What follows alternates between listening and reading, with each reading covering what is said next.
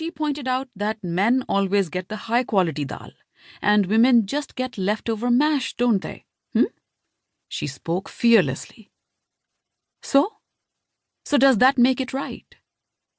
But if you stare at them fearlessly, will the border guards understand? You have crossed the border, they reprimand. She chuckles. Anything worth doing transcends borders. Should I do nothing at all? No, they retort, and no one is foolish enough not to know this. Even goats and cows know where not to stray. And your eyesight isn't so bad, you can't see. So how can you be forgiven? Who's asking for forgiveness? She roars with laughter, and the growing bigger daughter weeps. And is this all there is to see? Perhaps I too have seen a thing or two. Try seeing with my eyes for once. If she were to fall, she did not wish for it to be face down. Wherever the bullet came from, wherever it hit, she would fall straight back and lie supine on the ground, regally, her eyes filled with sky. Let me practice, she'd tell her daughter. The mother had started hiccuping all the time. She hiccuped and hiccuped and hiccuped. If the daughter had not been in such a state, she'd have grown suspicious as to whether these hiccups were real or fake. They won't stop with water. Give me a slap on the back, the mother would command. If the slap isn't hard enough, then try a running kick, boom.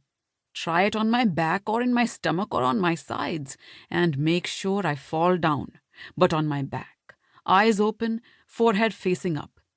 Then the hiccups will surely stop.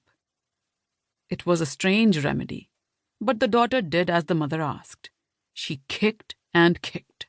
Boom, boom, boom. And with this new game, her mother kept falling over. Bam, bam, bam. After a bit of hullabaloo, observers would also burst out laughing. Can you beat it?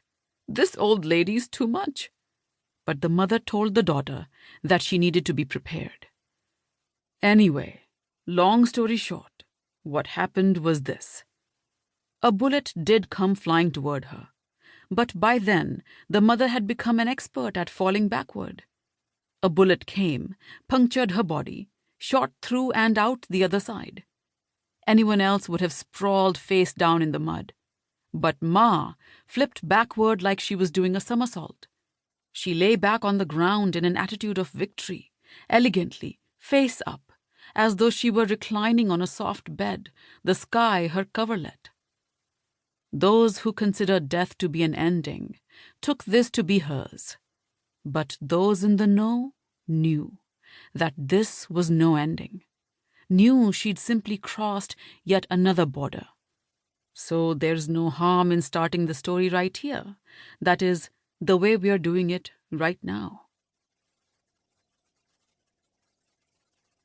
2. Before all this, there had already been one death, that of a man, whose wife refused to lift herself up with his cane. This man was the husband of this same mother and the father of this same daughter. His presence was still felt, even in death. But regardless of whether or not he had died, it seemed his widow certainly had. At least, that's how she looked as she lay in her room. Their room. In a corner of the house. Their bed. In winter. Thick quilt. Hot water bottle. Woolen cap. The cane still hanging from its hook. The cup still sitting on the stool by the bed with no water in it.